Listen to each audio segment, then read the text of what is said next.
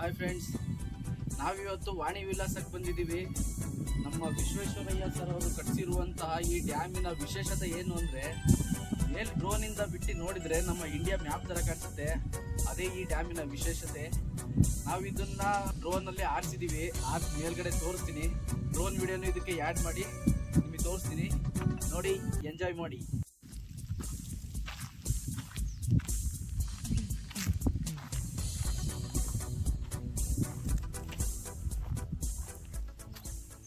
ನೋಡಿ ಫ್ರೆಂಡ್ಸ್, ನಮ್ಮ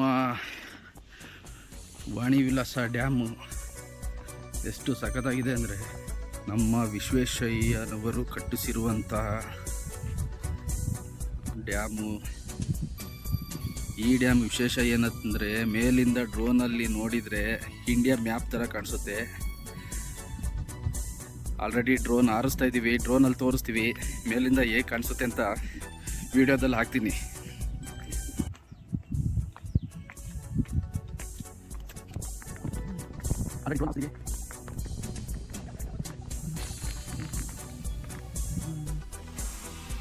ನೋಡಿ ಫ್ರೆಂಡ್ಸ್, ನಿಮಗೆ ಇಂಡಿಯಾ ಮ್ಯಾಪಿನ ತೋರಿಸ್ತೀನಿ ಅಂತ ಹೇಳಿದ್ದು ಡ್ರೋನಲ್ಲಿ ಹಾರಿಸ್ತಾ ಇದೀವಿ.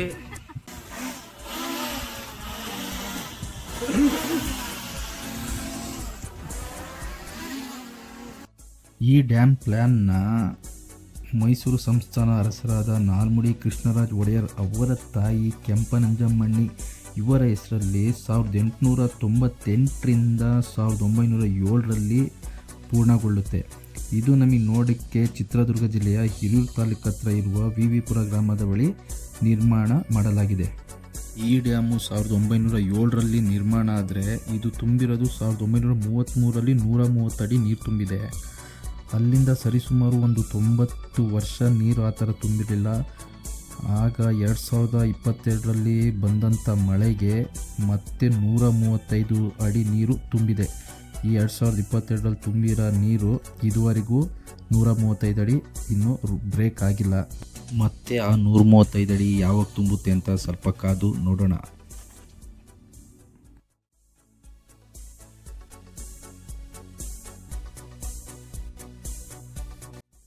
ಇದು ನಮ್ಮ ಚಿತ್ರದುರ್ಗದಲ್ಲಿ ಇರೋದಕ್ಕೆ ಹೆಮ್ಮೆ ಪಡಬೇಕು. ಏನಪ್ಪ ಅಂತಂದರೆ, ನಮ್ಮ ಕರ್ನಾಟಕದಲ್ಲೇ ಮೊದಲ ಬಾರಿಗೆ ನಿರ್ಮಿಸಿರುವಂಥ ಡ್ಯಾಮ್ ಇದು.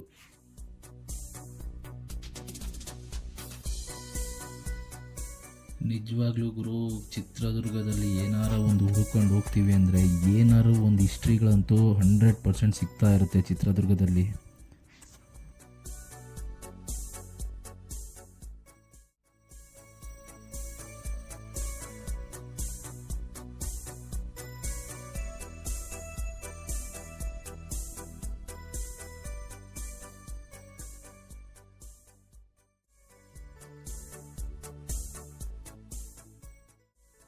ನಾನಿವಾಗ ತೋರಿಸ್ತಿರೋ ಸ್ಟೆಪ್ಗಳು ಏನಪ್ಪ ಇದು ಅಂದರೆ, ಇದು ಗೌರ್ಮೆಂಟ್ IB.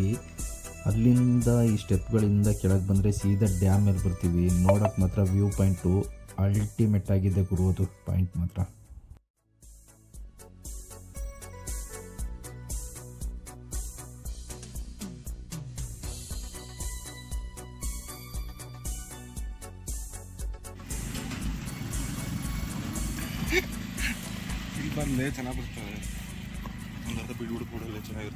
ವಾಣಿ ವಿಲಾಸ ಡ್ಯಾಮನ್ನ ಕಾಪಾಡ್ತಿರೋದು ಯಾರಪ್ಪ ಅಂತಂದರೆ, ನೋಡಿ ಇಲ್ಲಿ ಕೂತಿದ್ದಾರೆ ಅಮ್ಮ, ಕಣಿವೆ ಮಾರಮ್ಮ ಅಂತ.